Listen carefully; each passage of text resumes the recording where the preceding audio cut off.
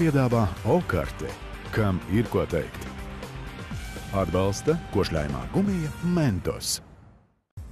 Šovu piedāvā Okarte, kam ir ko teikt. Atbalsta košļājumā gumija Mentos.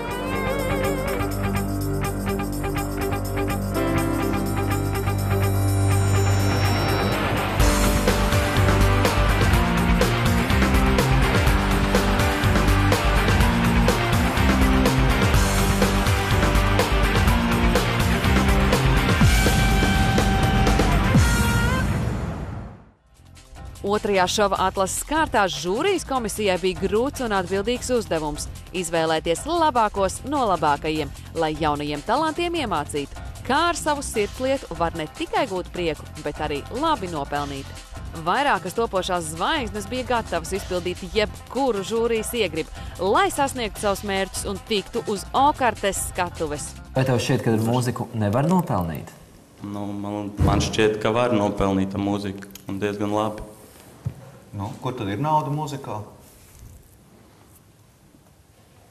Es pat īsti nezinu, bet tā liekas. Okay. Ko jūs būtu gatavs darīt, lai tiktu šovā iekšā? Kas tas trakākais ir? Lai tiktu šovā iekšā? Darīšu visu neiespējamo. Kas ir neiespējamais?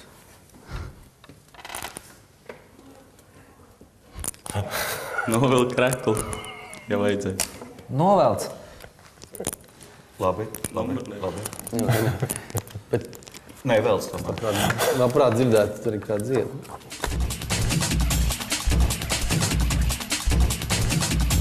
Novilkt tomēr to krekli, ja? Laikam nevajadzēja. Nevajadzēja? Es nezinu. Bet sajūta kāda? Neērta bija. Bet nodziedāt, taču nodziedāt. Nodziedāju. Man liekas, ka labi sanāk. Cik traki jūs esat? Cik vajag? Nē, normas robežās, saprāt robežas, es netaisos pārsniegt, lai nekļūtu smieklīga. Aha, labi. Viss ir labs, kas ir ar mēru. Un kas ir saprāta robežas? Saprāta robežas ir tādas, ka es noteikti tagad nevilktu nost pilnīgi visas drēbes, lai iekļūtu šovā. Tā jau leģenda jau plīst, ja jaka? Nē. Nē, traki būtu, ja man būtu kāda jaka, ko es varētu vēl novilkt nost, un ja man būtu svārki, un zem svārkiem būtu, piemēram, legingi. Es varētu novilkt svārkus un palikt tikai legingos. Ko tu esi gatavs darīt, lai... Kā tu atšķirsies no pelēkās masas? Vai tas ir huligānu mārketings, vai tas ir kaut kas mākslinieciski augstvērtīgi izcils, vai to spējas pamanīt saprast, kas ir tas, ko tu spēsi sev pievērst uzmanību? Es noteikti netaisos vilkt kreklinos vai izģērties kaut kādā ziņā. Ko tu darītu tādā situācijā, ka viņš palūdz novilkt kreklus? Ja viņš tā gribētu? Kuru kreklu šito te melno? Ja tev tagad palūgt novilkt, tu arī kreklu. Es to nedarītu. Šeit liek pluspunktiņus vai nu tiem, kas novilk kreklus, vai nu tiem, kas pārliecinoši atbild, kāpēc viņi viņus nenovilks. Tas nenozīmē novilkt kreklu, tas nozīmē atbildēt uz stulbiem jautājumiem. Jaunie talanti žūriju pārsteidza ne tikai ar spēcīgām balsīm, bet bija gatavojušies parādīt visu, uz ko spējīgi, pat stāvēt uz galvas. Yeah, baby. Yeah! Visu, kas traucē droši. Ko dots vēl? Ilze? Tu turi solījumus. Tu solīji uzdejot. Man padejot? Padejo. Labi, tagad te mēnās, jā? Jā.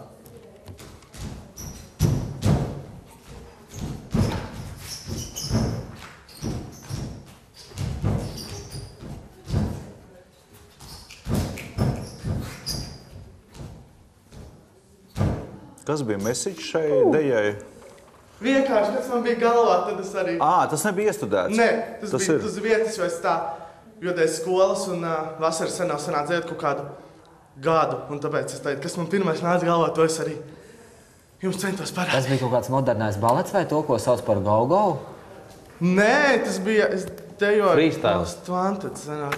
Un runāsim atklāti, viņš būtu no tiem tipāžiem, kas patīk gan meitenēm, gan arī puišiem un visiem pārējiem. Viņš būtu atraktīvs, viņā ir šī iekšējā augstprātība, un te pašā laikā tev būs beigies emociju, tas, ko viņš paudīs, emociju kāpums un emociju kritums. Ja tu tiktu iekšā, kāda būtu viena no dejām, ko tu rādītu skatītājiem?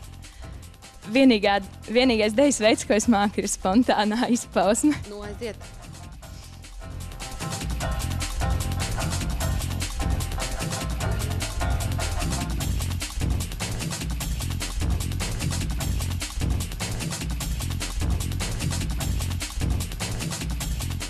Realitātes šovu veidotāja pieredze liecina, ka lielākā daļa attiecību pēc gozēšanās kameru priekšā izjūg.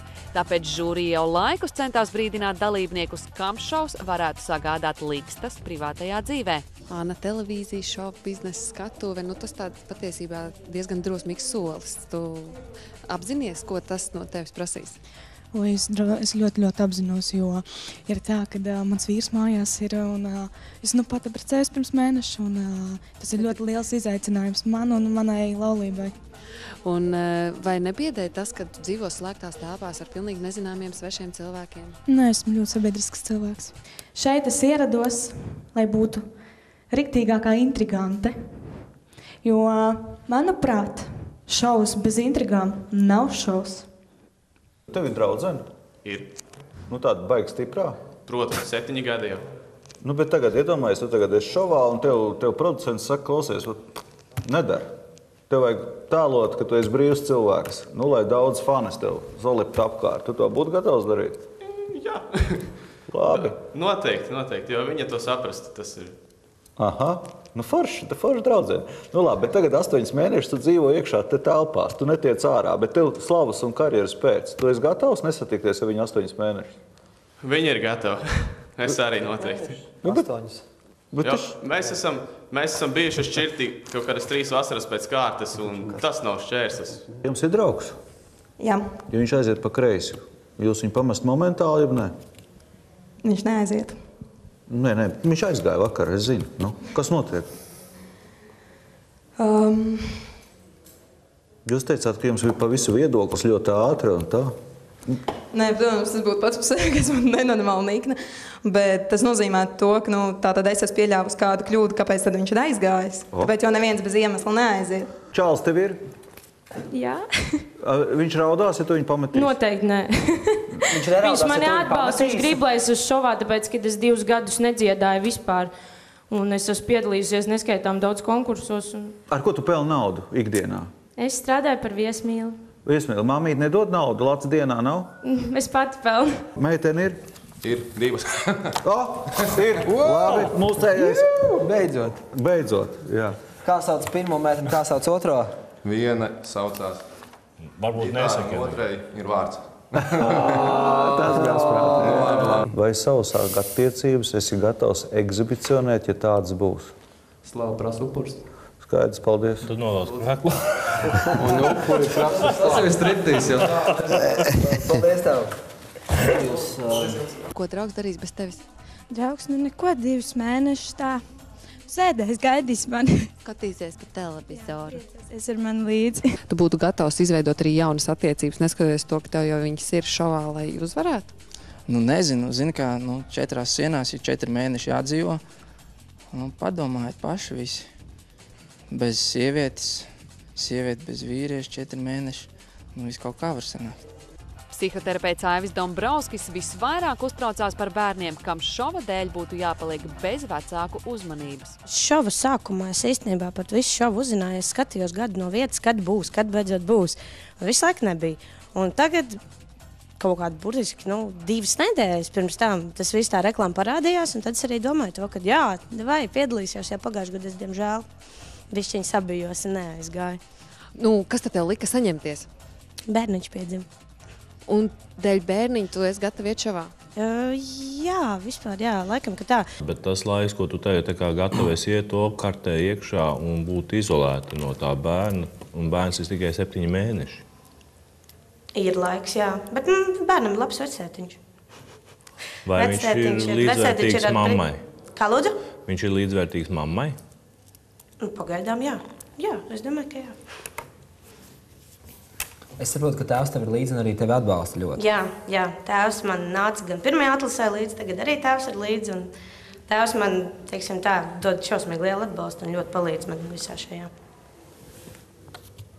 'Cause I can't help falling in love with you. 'Cause I can't help falling in love with you. Tev var palūgt nodziedāt vienu pantiņu, pēdējo šūpuļu dziesmu, kur ienākot tu šovā pēdējā vakarā nodziedās savam bērnam. Šūpuļu dziesmu, ja? Okay. Kuru tu dziedās viņam pirms ienāca O-kartē uz vairākiem mēnešiem atvadoties no viņa? I can change the world with my own two hands. I can make it a brighter place with my own two hands. Mājās bērni ir, ja? Jā. Cik ir jaunākajam? 4 gadi. Ko viņš saka par to, ja mamma tagad uz pusgadu, gan arī vairāk kā pusgadu būs prom no mājas, un viņš īstenībā nevarēs lāgā nes? Viņš pats ir, man liekas, jau dzimis mūziķis. Es gribu, lai ar vien man tavas acis spīd. Es gribu katru dienu tu rausmus saskatīt. Es gribu ap taviem pleciem savas rokas kļaut. Zem ziedu pilna koka, zem zvaigznēm tevi skaut. Es izmantošu ēteru laiku un vienkārši vēlreiz parādīšu, kādas dēmoni nedrīkst dot. Pirmkārt, ja tu dod cilvēkam saistīt ar šovu biznesu, noformē viņu, atrod laiku, noformēt viņu eleganti, uzrakstīt savu e-pastu, kaut kādu atpakaļ adresi, jo es, teiksim, nezinot, kas ir instī, varbūt noklausīšos, man patiks, es nezināšu, kur tev meklēt, un man nebūs laika, un tā arī viņš pazudīs kaut kur. Bet tādus dēmonus nedrīkst dot pazīstamiem cilvēkiem. Esi velti tam laiku. Žūrī kā jau žūrī, ļoti neganta. Kā tas ir neganta? Kāds izpaužās? Viņi man pilnīgi nojauca no visām domām un noskaņas. Es gribēju dziedāt pavisam citas dziesmas, kuras tiešām varēju pierādīt savu plašo diapazonu, kā jau es iepriekš teicu. Ar šo es domāju, ka nekas nespīd, diemžēl. Tik traki? Jā. Bet varbūt jau, ka visā nav zaudēts.